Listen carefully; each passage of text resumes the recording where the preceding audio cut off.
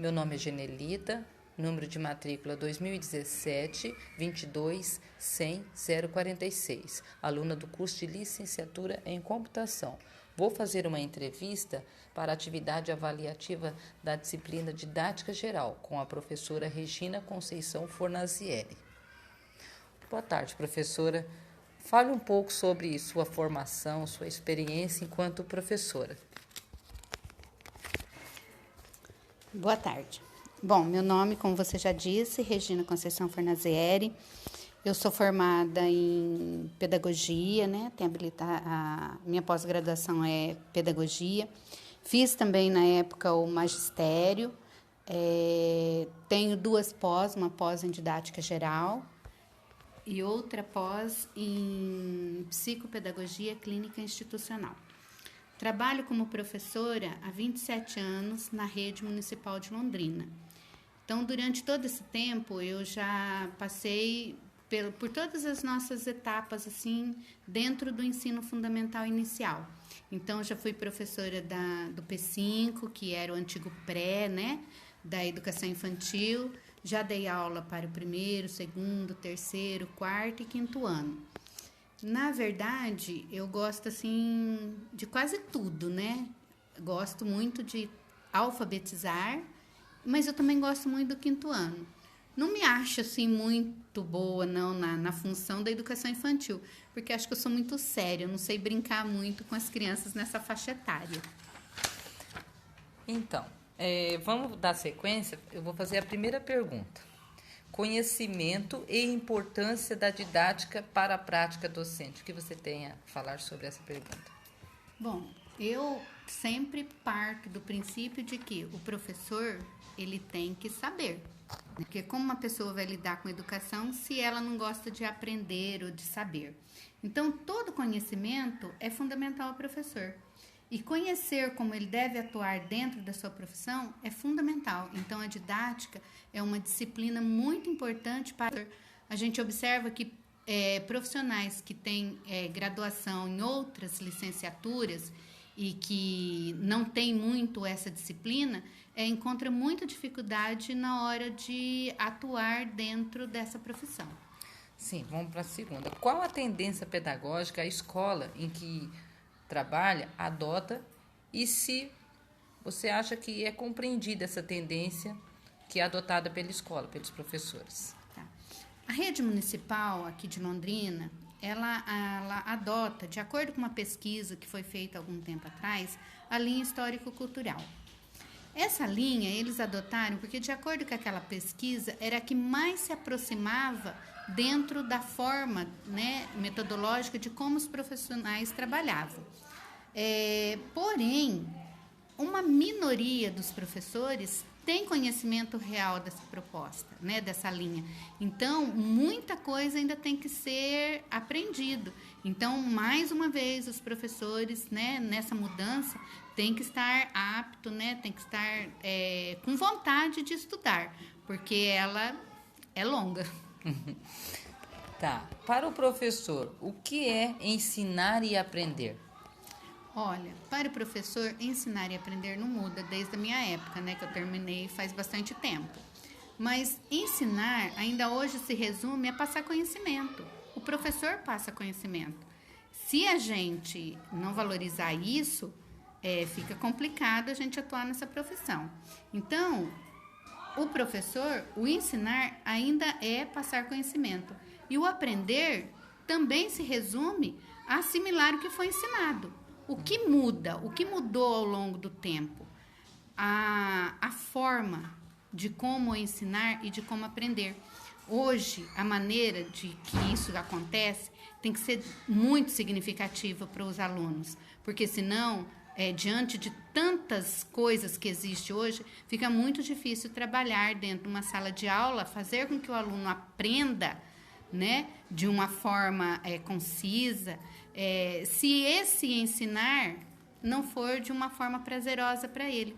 Então, o que muda é a forma de como você vai ensinar e de como esse aluno aprende hoje, que é diferente de como era antigamente. Certo. Como compreende a relação entre objetivos, conteúdo e método? Bom, para mim, essa relação entre esses 3 itens depende todo o aprender. O professor, ele deve primeiramente ver o que ele quer que o seu aluno aprenda. Então, ele tem que ter um objetivo do que ele quer que esse aluno consiga. Então, tudo parte de um objetivo. De acordo lá, por exemplo, quero que meu aluno aprenda a ler.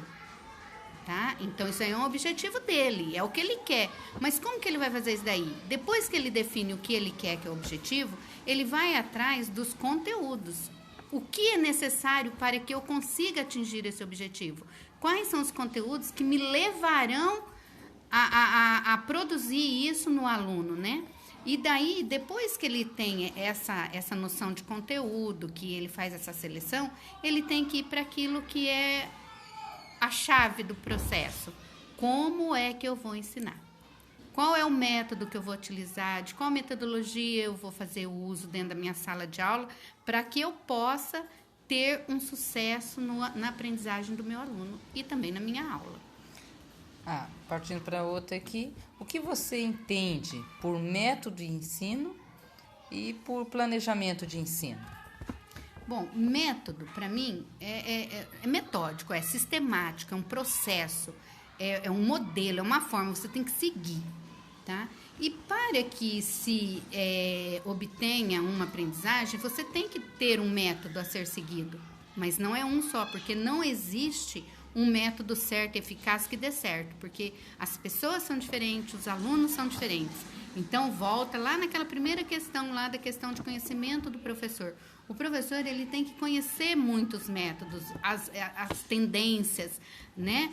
Por quê? Porque ele pode escolher lá uma forma, um método de trabalhar e aquilo lá pode atingir uma certa porção do aluno, uma certa porcentagem do aluno, mas não a totalidade. Então, ele precisa usar de outros métodos para que ele consiga atingir o seu objetivo, que é a totalidade de aprendizagem dentro da sua sala de aula.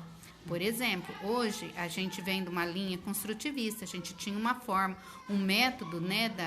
Na verdade, não seria bem um método, né? Mas dentro dessa linha construtivista de ensinar. Mas, às vezes, os nossos alunos não conseguem aprender disso daí. Então, um aluno que tem uma maior dificuldade de aprendizagem, ele não vai dar dentro dessa linha construtivista. Então, você vai ter que apelar para uns métodos mais conservadores, né? De antes, de repente, método, uma silabação, né? Que você vai trabalhar a sílaba, aquele negócio todo. Outros você já vai atrelar isso daí a um método fonético, porque alguns vão se adaptar melhor conhecendo, né, o som das letras. Então, são vários métodos que você pode usar para atingir teu objetivo. Certo. Com relação ao planejamento, o professor, ele não tem como entrar dentro de uma sala de aula sem ter um planejamento. Por quê? O planejamento faz com que ele não se perca, que ele consiga dosar os conteúdos, que ele consiga, né, nessa dosagem, a graduação, a sequência, né? E, além de tudo, te deixa muito mais tranquilo, porque até que você pensa o que você vai fazer, o que vai acontecer, o tempo passa. Então, hoje, a gente luta muito com a questão do tempo. Então, otimizar o tempo é importante para o professor. E ele não consegue isso se ele não tiver um planejamento. Então, esse planejamento tem que estar estruturado naquilo que ele quer na sua aula naquele dia, para que ele chegue ao final da sua aula e faça uma avaliação se o objetivo, se aquilo que ele determinou para aquele dia alcançou ou não, se teve êxito ou não. Então, o planejamento é peça fundamental para um professor que quer ter sucesso no seu trabalho. Certo. O que você entende por processo de avaliação da aprendizagem? Olha, quando a gente pensa em avaliação da aprendizagem, eu tenho que pensar em avaliação diagnóstica. Porque se eu quero avaliar a aprendizagem, então eu tenho que ver como que meu aluno está, como que eu trabalhei, se deu resultado, se não deu. Então, é uma avaliação quase que diária, né? Que nem hoje nos nossos planejamentos aqui, a gente está tendo essa avaliação diária de você chegar no final da tua aula e dar um feedback com todos os alunos para que veja se aquele conteúdo que você se propôs a ensinar, se o aluno se apropriou. Então, essa avaliação de aprendizagem, para mim, é essa daí. Porém, dentro do conceito de avaliação, a gente sabe que tem a avaliação diagnóstica, tem a avaliação somativa, que é aquela que vai atribuir nota, porque quer queira ou não, esse ainda é o sistema, né? O sistema ainda pede isso, então a gente também precisa trabalhar com isso. Só que a avaliação, ela é muito ampla, ela tem que ser muito variada, variada nos seus recursos. Por quê? Porque a gente precisa cercar o aluno dentro das suas chamadas múltiplas inteligências. Certo. Porque tem um que é bom para escrever, outro é bom para falar, um é bom para somar, outro é bom para cantar. Uhum. Então, é importante que a gente possa ter um rol legal de modelos de avaliação e aplicar no dia a dia. E para você, o que é uma intervenção pedagógica? Essa também é muito importante. A intervenção é o ato onde o professor vai intervir dentro da aprendizagem do aluno em tempo real. Ou seja, é aquela hora lá que você está acompanhando, você deu um conteúdo, você está acompanhando, você viu que o teu aluno não se apropriou. Então, é ali, no lado, na hora que você vai voltar, vai retomar, vai variar, vai usar de uma variedade de recursos ou de formas de se expressar para ver se o conteúdo é apropriado pelo aluno ali.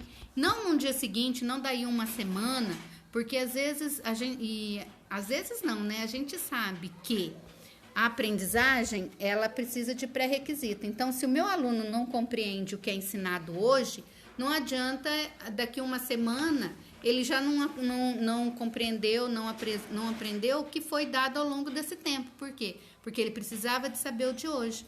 Então, a intervenção pedagógica é isso, é o ato do professor intervir na aprendizagem em tempo real, na hora. E, para isso, o professor tem que ter conhecimento.